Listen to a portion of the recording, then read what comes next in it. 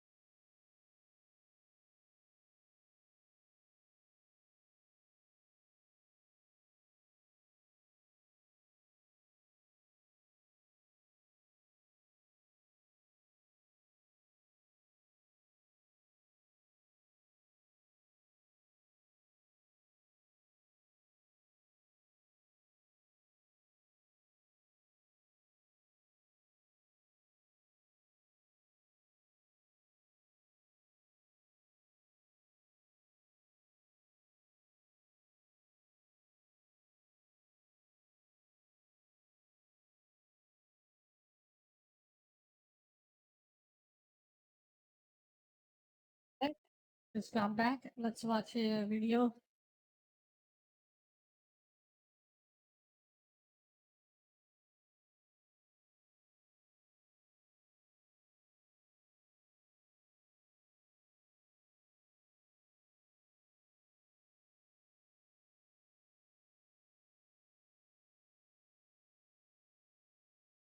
Yeah, I think that would be a better example. Yeah, I think I will show that example and then my reasoning for it. I think I will give it a low score. Okay, okay. You know, I don't think the good parts doesn't justify the dog shit this game has. Yeah, yeah, I think I have an idea of how to make my review. Who gives a fuck? Age the Veilguard broke me. It broke my heart, broke my spirit, and put me on the path to having a hairline like my main man Solus. After playing 40 hours of Veilguard, Let's go! finishing all companion quests, and completing the main story, I have Oh, to say God. it's the weakest game in the series. Veilguard ultimately feels like a husk of Dragon Age's former glory, shambling through Ooh, this cruel, cold Trip world of Bozo. AAA gaming in 2024 in search of its next victim. It's a tragedy of wasted potential that fails to match the dark fantasy tone that we know as Dragon Age. But is the game completely irredeemable? It's no secret that this game has been getting dogpiled in numerous YouTube videos and forum posts. Veilguard currently has a 3.9 user score on Metacritic, but 75% of the Steam reviews are positive and recommend the game. So what's going on here? It's easy to pull up clips of the cringiest dialogue, the Pixar-ass art style, or the janky facial animations that scream, "My face is tired," and simply write off Veilguard as another steaming pile of AAA garbage, but this is not the full picture. Because, at times, Dragon Age the Veilguard is absolutely brilliant in its storytelling, and occasionally does capture that magical dark tone of past games. Bafflingly, the ending to this game is one of the best endings to any RPG I've ever played, standing toe-to-toe with the likes of Baldur's Gate. Maybe if you played like 3 RPGs in your life. What do you mean? I played Metaphor Read Fantasia, dude. Like the last game, that's my game. And then it just annihilates in terms of ending and story writing with in that game. What? This game has a better story writing? How can you say that with a straight 3 face? and Mass Effect 2. The final mission brings a phenomenally satisfying conclusion to the What the hell story is that? began in Inquisition and had me scratching my head wondering, where was this kind of quality in the rest of the game? Playing Dragon Age the Veilguard is kind of like having a family member with Alzheimer's. They're mostly all gone, but occasionally you'll get a flash of lucidity that makes you think Dragon Age is No, back. it's like an insane asylum and you are the warden, basically. You gotta make the insane asylum people to obey you and then make the party survive. That's your job. That's how it feels like in this game. Yeah. Baby. But then the moment fades, and the game snaps back to cringeworthy dialogue, mediocre Yep. combat and quests, and an insufferably quirky and cute tone that made me question whether Disney covertly bought the IP. The Yeah, I reality think that's how it the feels like. cringy dialogue, the goofy tone, the mediocre gameplay, and the brilliant moments all coexist in the same messy package that is Dragon Age the Veilguard. In this video, I'm going to do a deep dive critique on the It's Veilguard, playable till the comparing it end, with I past guess. entries in the Dragon Age If you series, want. as well as some contemporary titles like Baldur's Gate 3. There will be a ton of spoilers No. in this video, mostly in the later I don't think you should compare this game to Baldur's Gate 3. Probably not. Like, I don't want to compare this game to Baldur's Gate 3 because Baldur's Gate 3 is like extremely good, right? So I don't think I think it's just not a fair fight in my parts where we opinion. touch on the story. But I'll give you a heads up when I start talking about that stuff, so you can plug your virgin ears if you want to. But anyhow, this intro has gone on long enough, so let's buckle up, grab some iced coffee, and dive into my review of Dragon Age the Veilguard. Gotcha. Hmm. Oh, people. Dragon Age has always been a series punctuated by a dark, gritty tone. It tackled disturbing, world-shaking events and controversial subjects with a dramatic and skillful touch. Occasionally, Dragon Age games would have lighthearted moments and silly banter, but this was always done to provide relief from otherwise very dark stories. Unfortunately, Dragon Age the Veilguard has flipped the formula on its head, trading dark fantasy I for think a this one guy is Disney-esque pretty funny. I think he is cool. You know? light-hearted fantasy romp. Dragon Age the Veilguard is a story That about guy is so evil stupid. ancient gods hell-bent on destroying the world, yet the tone of the game doesn't match the story content at all. I'd say 90 to 95% of the game has a lighthearted tone, with darker moments used only as window dressing. This is the vibe of Veilguard in a nutshell. Not true at all. At the end, goddamn. Like, especially the ending I got.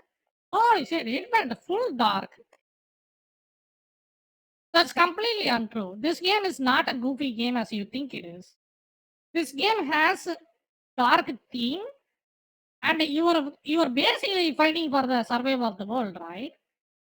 But the game just written so badly. That's the problem. It's not a goofy nature at all.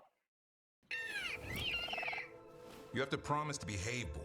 Listen to every word I say, stay out of trouble, don't do anything dumb, and don't eat any. I think we get the point. And this will be so instructive for Manfred. Ah, Rook, just in time. This is just a Iron Man knockoff. Like, come on. Rook, just in time. Iron Man Tony Stark. The two of you together, this looks like trouble. The darker subjects that do exist in this game are treated unseriously. Let's take a look at how the Veilguard handles necromancy, for instance. Raising the dead is typically seen as a dark, evil art in most fantasy games. Necromancers cast aside societal norms and sensibilities in search of power, knowledge, or some other twisted motivation. In the Veilguard, our companion Emmerich is a necromancer. But the vibe of this character is just a goofy, quirky guy who likes to raise the dead. His skeleton buddy Manfred is just treated as a story prop for some cute and comedic relief that undercuts anything darker about the realities of necromancy. I mean, can't you just tell while looking at the story, he's gonna be a fucking goofy character? That undercuts anything darker about the realities of necromancy. Let's compare this with how necromancy is treated in Dragon Age 2. During the second act of the game, Hawke has to track down a serial killer who has been targeting women in a series of brutal attacks throughout Kirkwall. It turns out this guy was a necromancer who was trying to recreate his dearly departed wife by snatching body parts from other women throughout the city, including tragically the protagonist's own mother. Hawke is able to foil this necromancer's plot, but not in time to save his mom. There's nothing I can do. Holy shit. His magic was keeping her alive. I knew you would come. You know me. I always save the day. Shh. Don't fret, darling. That man would have kept me trapped in here. But now, I'm free. I'll be with Carver and Bethany and your father. But you'll be all alone. Say hello to them for me. I'll talk more about Emmerich later in this video, because his companion quest was my favorite one, and I think the idea for it was great, but the execution leaves a lot to be desired. But I digress. When the Veilguard does venture into darker subjects like blood magic, it only tackles them at the most shallow surface level. They might toss a few blood spatters or dead bodies into the environment during quests, but the subject matter is only given the most cursory treatment. Why do mages perform blood magic in the Veilguard? Because they're big, meanie heads that just crave power, and that's as deep as it gets. The Tevinter Imperium is the heart of blood magic in Thedas, and yet we only get the most surface-level look at blood mages in the Veilguard. Let's compare this with Jawin in Dragon Age Origins. Jawin was a circle mage in training who was on the verge of going through the Rite of Tranquility. It cuts off a person from the Fade, so they are no longer capable of getting possessed by demons, but the price is that they can no longer feel any emotions either. Jawin was in love with a Chantry priestess, so he sought to study blood magic as a way to escape the circle circle tower and run away with his beloved. But in the end, he is cornered by the Templars, and his new girlfriend dumps his ass when she sees him use blood magic. The mage's prison. No. Please, no. Not there. No! I won't let you touch her!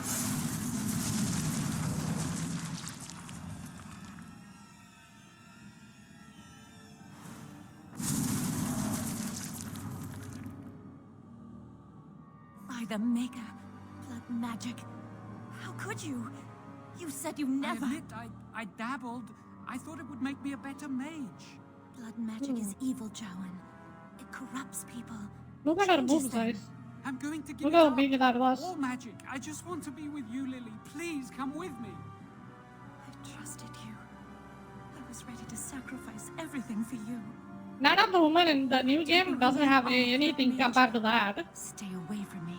Another great example is Orsino in Dragon Age 2. Pushed to the brink by the Templars and facing certain death, the first enchanter resorts to blood magic to try and save the mages. But in the process, he becomes a twisted abomination that ends up attacking everyone, so his plan backfires horribly. Hell, even the Dragon Age anime Netflix show did a far better job of exploring the dangers and motivations of blood mages than the Veilguard does. The darkest I didn't thing we watch see that. involving blood magic in the Veilguard is probably Nev's quest, but the mage's victims are just used as props in the quest. This particular mage has no motivations other than power, and so the story ends up falling flat on its face for a lack of depth. The only time I felt like this game nailed the tone was whenever Solus was on screen. Solus is by far the most interesting character in the game, and uncovering much. his past memories or conversing with him in the Fade was a strong highlight for me. Remember when game prices And then finally you just tell him you are a bad man. You did bad things. Be a good man. And then we talk no jutsu his ass and then send him to the veil. Pretty much that's what's gonna happen in the were game. lower and Solus had Yeah, you're welcome. a full head of hair? Well, instant gaming can take you back And you gotta sit through like 24 hours of gameplay to get to to that that point. era with great discounts on new releases, bundles, and game subscriptions. With over 10 million satisfied customers and over 650,000 5-star Trustpilot reviews, Instant Gaming is the premier place to buy your games and keep more money in your pocket. Whether you're playing on PC, Xbox, PlayStation, or Nintendo Switch, Instant Gaming has the best deals on top RPGs and action games like Space Marine 2, Black Myth Wukong, Metaphor ReFantazio, and even Dragon Age if you still want to get that game for some reason. So what are you waiting for? Click on my link in the description or pinned comment to create an Instant Gaming account and start saving on the best games today. Big shout out to Instant Gaming I'm for pretty sponsoring sure this chick's storyline will just annihilate any of the storyline that Dragon Age Inquisition, what do you call it? Dragon Age Veilguard has. Just the single character storyline is more in depth. this video. I could pull up numerous examples of this game's tone-deaf nature and why it feels like a game in an entirely And different she's just franchise, a but I'll companion save in that your for whole another story. video. Because we've got a lot more to talk about in this review, so let's keep things moving. The combat in Dragon Age The Veilguard is like a mix between Mass Effect, Hogwarts Legacy, and God of War. And while that might sound pretty good to some of you on paper, None of them, here's the funniest thing, none of those games are well known for their combat. Isn't that saying you something?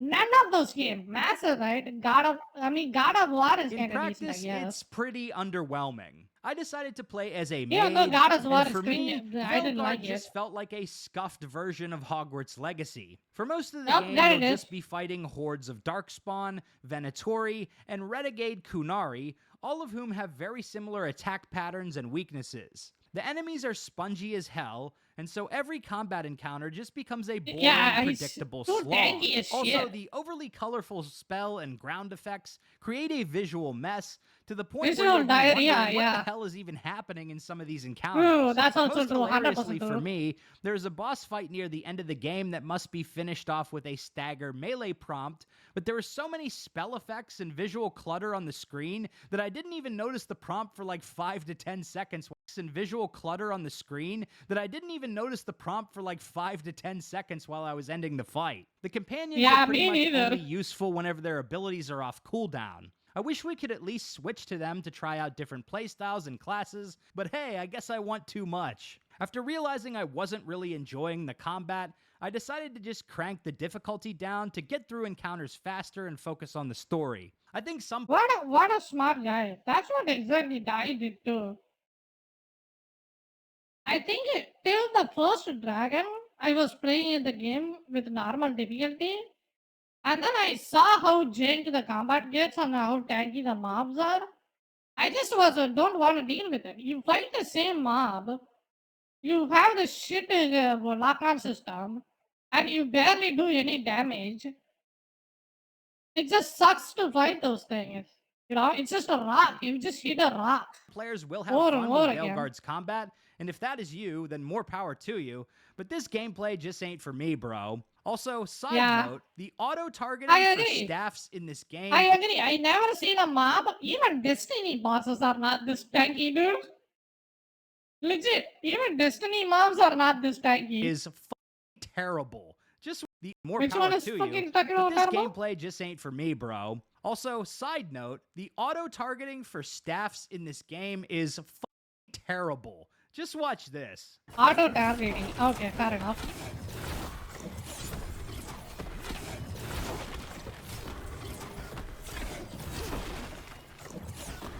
Oh.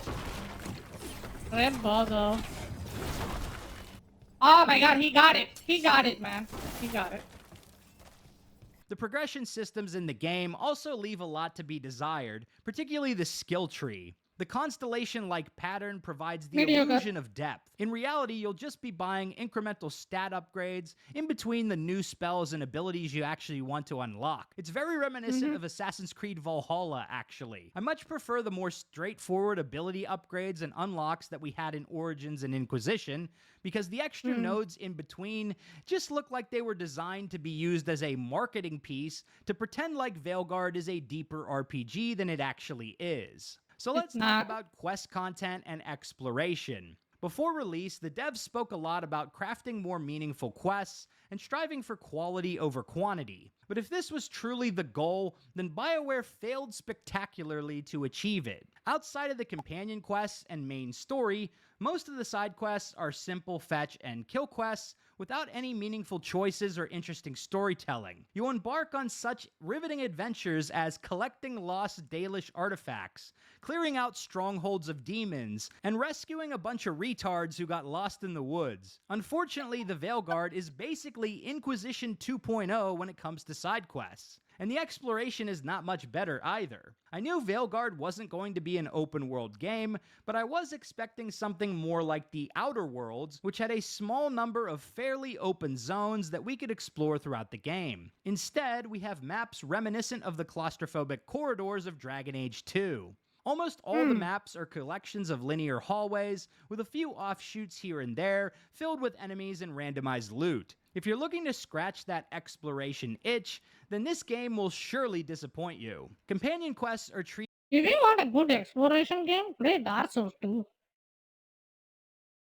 with better storytelling and depth than other side quests, but the results are very mixed. Spoilers incoming, by the way.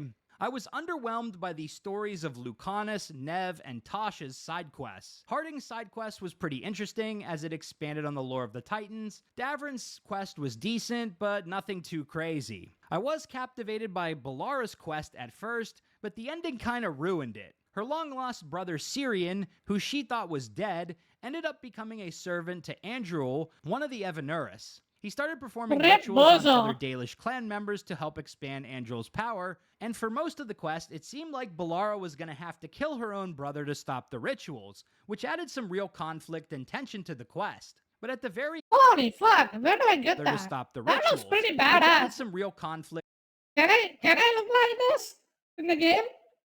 Look at how badass that one is. and tension to the quest. But at the very end, BioWare ruined it by having the brothers snap out of it at the last minute, only to get immediately killed by Andruil. So much for posing the player with a difficult decision. By far the most That's a good interesting one. quest was Emmerich. Lich Lord. Homeboy pledged to turn himself into a That's a lich lich. to overcome his fear of death by becoming an immortal undead. But in his quest to take down an actually evil necromancer, his beloved skeleton buddy Manfred ends up getting ganked. So in the end, Emmerich must decide whether to perform a ritual to revive Manfred, or turn himself into a lich. I decided to choose the latter option because it was the first morally questionable decision I stumbled upon in the game. So I Sparta-kicked Manfred's old sack of bones into the abyss and helped the homie Emmerich complete his transformation. And surprisingly, BioWare does fully commit to having Emmerich appear as a lich for the rest of the game, although sometimes he does swap back to his human form, but I'm not sure if that's a bug or not. But here's what kind of ruins this quest for me. Damn. Nobody even mildly objects to Emmerich's decision to turn himself into a lich. Liches are typically seen as evil abominations in fiction, but God forbid we actually confront anyone's personal I mean, in this decisions. one, he's just a clown. Look at this guy. Even in this transformation, he looks funny. Look at this guy. He's not even threatening at all. You know, he looks like that other bone guy, his assistant. You know, lol. Emmerich's decision I hope I played this. to turn Like, I himself didn't play into any a of the lich. companion. The only companion I even give a shit about is that Chinese elf. And then I played it for a bit, and then I don't even want to bother with it. It's just too mind-numbing boring. Liches are typically seen as evil abominations in fiction, but God forbid we really? actually confront anyone's personal decisions, so the whole team just accepts Emmerich's choice to become undead. And literally no one cares that Manfred was sacrificed in the process either, myself included, to be honest. But despite these criticisms, Emmerich's quest was still my favorite one because it was the only companion quest that actually posed a Oh, significant so you gotta make this guy a Lich King, otherwise he will just die in the cutscene. Okay, I see. I see what's going on. Fair enough. choice that had real consequences in the game. Most other companion quests have hollow, empty choices that don't really impact anything else in the game world, aside from a little bit of dialogue and maybe a different end slide. There's nothing on the scale of sacrificing or sparing Bull's chargers, or changing Cole into a spirit or human like we saw in Dragon Age Inquisition, and certainly I nothing see. on the scale of Shadowheart or Astarion's quests in Baldur's Gate 3. And sadly, the lack of significant player choice is true for the rest of the game as well, making Veilguard the weakest game in the series from a role-playing perspective. Let's start with the protagonist, Rook. The character creation options are pretty good, with lots of customization options for hairstyles, facial features, and overall appearance. You can choose to play as a human, elf, dwarf, or Kunari, and have 4 different voice options for Rook as well, similar to Inquisition. You'll also choose a faction, which gives Rook some unique dialogue options throughout the game. I wanted to create a see. Kunari I character think the faction that the least useless freaking choice in this game is the faction. It doesn't add literally anything to the game. but sadly the faction options don't jive well with a strict follower of the Kun, so I ended up Yep. going for a free-wielding Kunari member of the Shadow Dragons, an anti-slavery group Oh, God. operating in Tevinter. The dialogue options in the Veilguard are reminiscent of Fallout 4, and almost every conversation option is slightly different flavors of bland and polite. If you want to play a more Yeah. hard-ass or evil character, then this is not the game for you because those options simply do not exist. Even compared to Yeah. the more restrictive role-playing options of It's like Hawk in Genshin Dragon Impact. Age 2, at least No the matter, no matter what you pick, the dialogue will go the dialogue same. options in that game felt like distinct personalities. For instance, humorous Hawk was way different than a more direct or judgmental Hawk. If I hear anything I don't like, you're dead. And Dragon Age 2 also let you make evil choices or even play as a blood mage, neither of which you can do in the Veilguard. As for story choices, and here's where the video is going to start going heavily into spoiler You can be a territory, by the necromancer, way, though. there is, drumroll please, one major story choice you can make before the ending. Prior to the final mission of the game, the only significant story choice is whether you choose to save Treviso or Minrathous from the Blighted Dragon attack. The city you go to second becomes blighted, which significantly changes the quests you will do there for the rest of the game. Plus, it I tanks see. your reputation with a major faction, as well as one of your companions, either Nev or Lucanus. But aside from that, Every other choice is an illusion. The most you'll get is some unique dialogue, if you're even presented with a choice What at is all. that? This Let's is a go. far There cry we from go. past If you didn't punch that bald fucker, you were playing this Dragon game Age wrong. games, especially Origins and Inquisition. In Dragon Age Inquisition, Punch that you can bitch. choose the new ruler of Orlais, side with either the Templars or mages, which significantly Greatly alter the approve. Look main at that. story, Greatly choose approves. to save either Greatly Hawk or the approves. Grey Warden, and determine the fate of the Wardens in general. Not to mention side quests like Bull's Chargers. Veilguard is just way too It's linear kind of for funny. an RPG He actually made a made cool by a looking studio. character. Like, look at that guy. He's the main character in this game.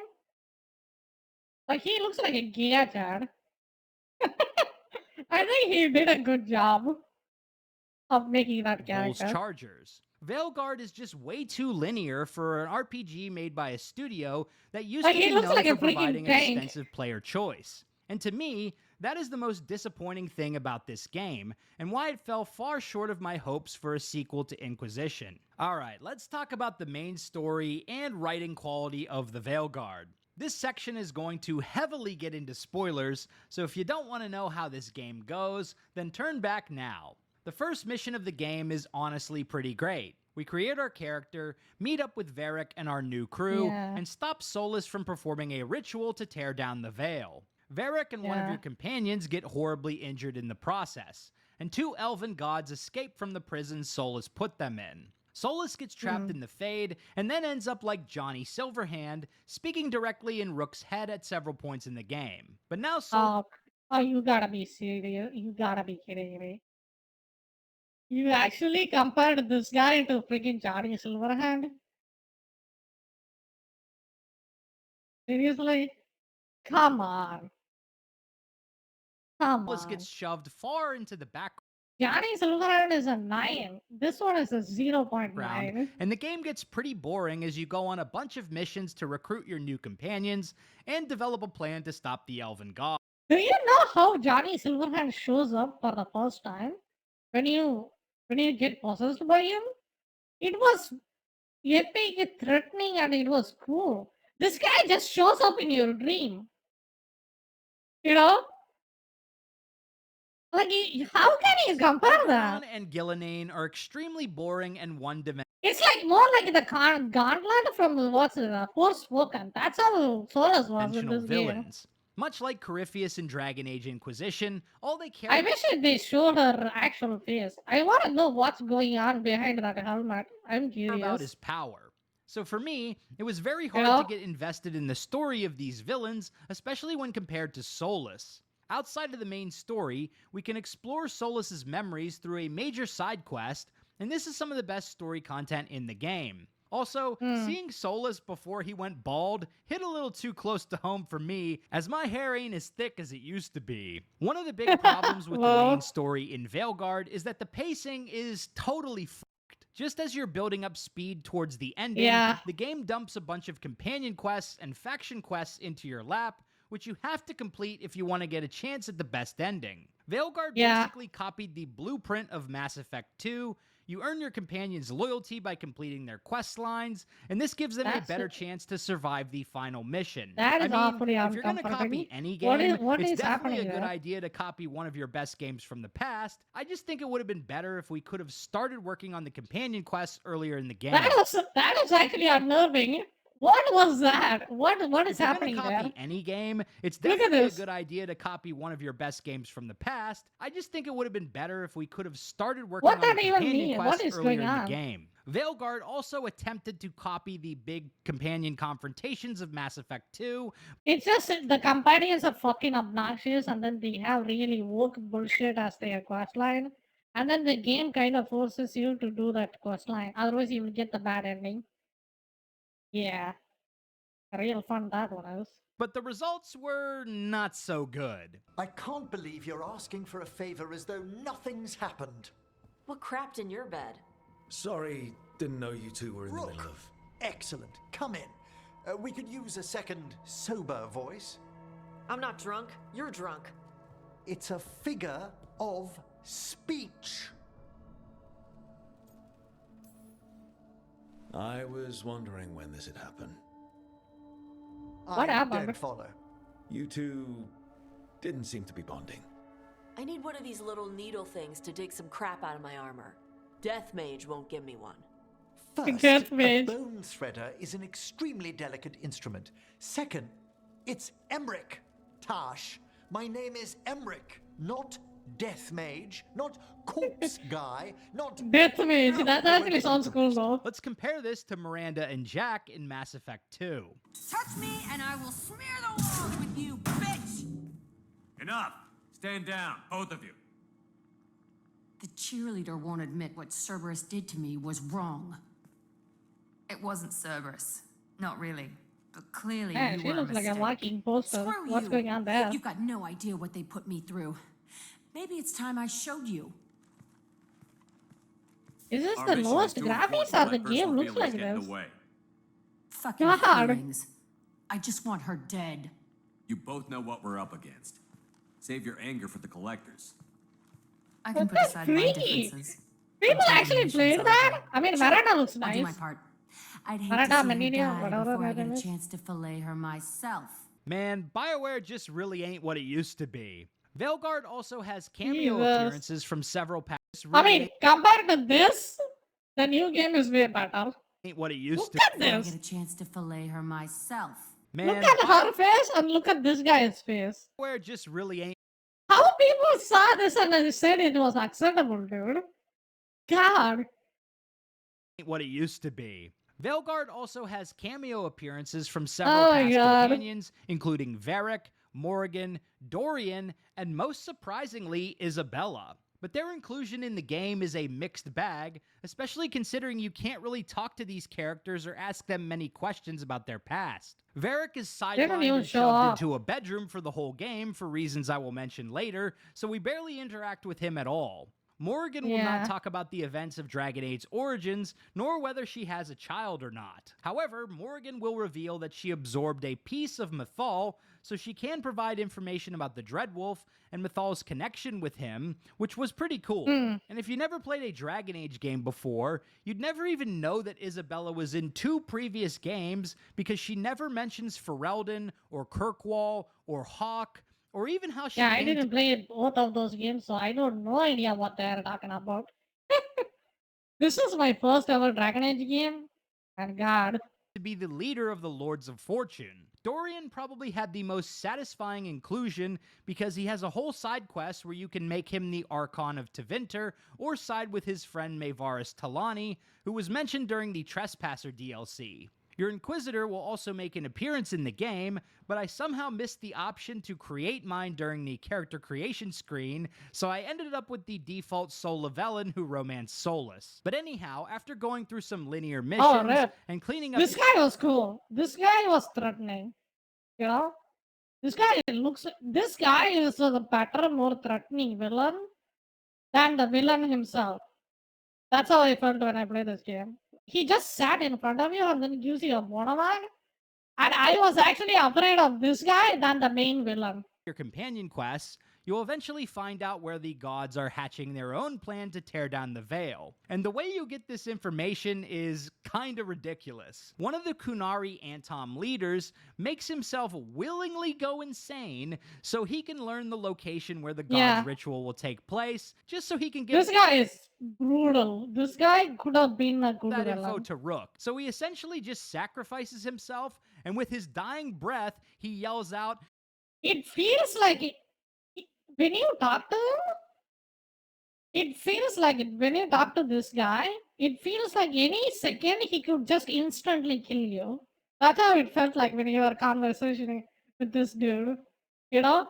With villain, it didn't feel like that even a bit. will take place, just so he can give that info to Rook. So he essentially just sacrifices himself, and with his dying breath, he yells out, "They're at Tearstone Island!" And I just burst out laughing, man. You can't make this shit up. I see Tearstone Island! The ritual! Tearstone Island! But anyhow, let's talk about the best part of Dragon Age the Veilguard, which is the ending. The final mission of Dragon Age the Veilguard was absolutely incredible in my opinion. It follows the same blueprint of Yeah, I think it was good. It was surprisingly good. Like, I didn't even believe how good it was, you know? They are a hero of veilguard, especially if they are a hero of veilguard. So you gotta do that side quest and then get this symbol. I didn't have any symbol for this at all. Yeah, I think the ending was pretty good. I think the ending was about 8 or a 9. Not 9, probably 8 at least. 8 or 7 or something like that. Ending was quite good, but goddamn.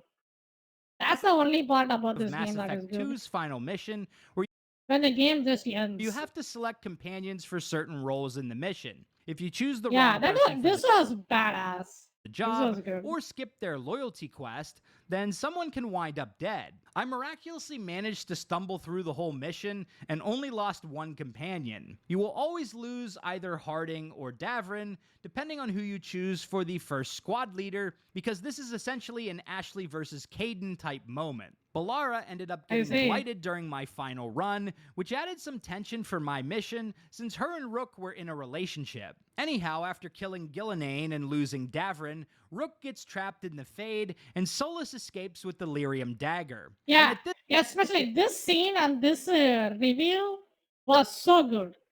Like I was surprised and it caught me off guard. But everything else in this game is just bad. This is the only redeeming factor about this this game. point, Straight up. I will completely agree on that, but that doesn't make this game a good game. You know? It's in not. an It M. Night doesn't. Shyamalan twist, we learned that Varric actually died during the first mission of the game. Rook continued Yeah, to this see is him a in the spoiler. lighthouse because Solus was mind-fucked. I'm gonna put it on my So the trailer real too. reason he wasn't more Spoiler involved in the alert. main plot is because he was dead. I really didn't like this. Varric was always my favorite companion along with Iron Bull, and he was basically the face of the franchise at this point. I It's wasn't almost really mad about that or anything. I was like, oh, so that's why he was useless. That's like what I think. BioWare killing him But- off is a symbolic severing of ties with the past identity of Dragon Age in favor of this Yeah. new direction they are going with. So yeah, that was pretty crazy. But after No, escaping I from don't the think Fade, so. That was so good. Like it kind of give you a better idea of why Solus is willing to help us, and then what is going on with us. Like it kind of it has that what do you call it, blueprint, dude. It has a blueprint for success, but they fucked it up so hard.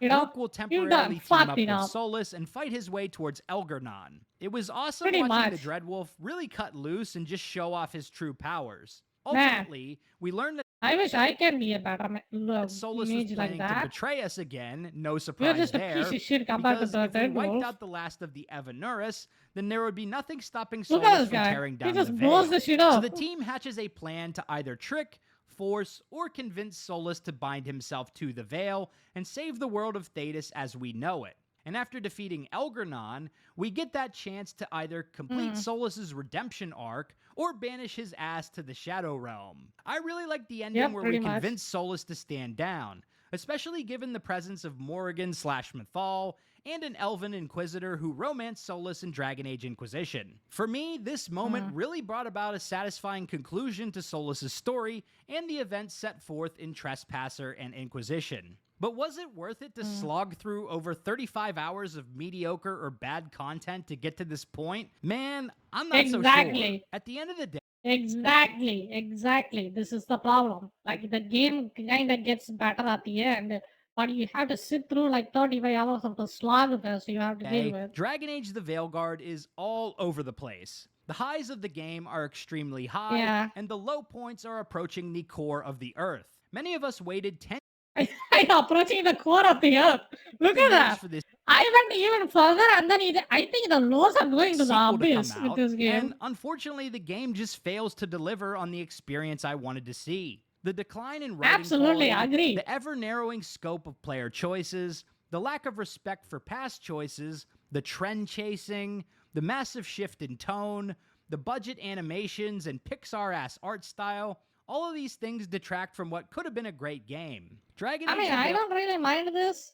I mind this that much, but it is kind of a little bit odd to look at Veilguard them. is a story But it doesn't matter. I seen World of Warcraft. World of Warcraft kind of Story looks of like this. wasted potential. Unfortunately, this was not the Yeah. masterpiece or BioWare's big comeback story that many of us hoped for. But despite the Wow. disappointment, I did still enjoy parts of the game, and I'm glad that I played it. At the end of the day, I give Dragon Age the I'm not Veilguard glad a I played this at all. 6.5 out of 10. If you're already a 6.5? Dragon Age fan, then this is worth picking up when it's on sale. But if you're new to the series, I would start from the beginning instead, or at the very least, play Inquisition before Veilguard. So there you have Yeah. it. My review and critique of Dragon Age the He actually gave this game a 6.5. That's like him being so generous. Veilguard. If you like this video, be sure to He subscribe is to so Big Game generous with Gaming this. for more Dragon Age and RPG videos. Big shout out to all the channel members for supporting my content. Until next time, this has been Big Dan. I should go. That's a good video. He actually mentioned some of the issues the game has. That exactly how I felt about it. But he did forgot Dragon many of Age the issues I also seen in the game. I will mention that in my review once I make them. But it's bad. It's not worth your money. How much they are asking for this game? Let me check. If it's like $60 or $75, don't waste your time. You know, like you can get Metaphor, you can get Final Fantasy, you can get any other that new games that are actually good instead of this. Like that's the thing. Like the competition is really good, and you can get Baldur's Gate 3. Like you know, there are so many other games that are good. Like why would you get this instead? Right? Like that's how I think about this.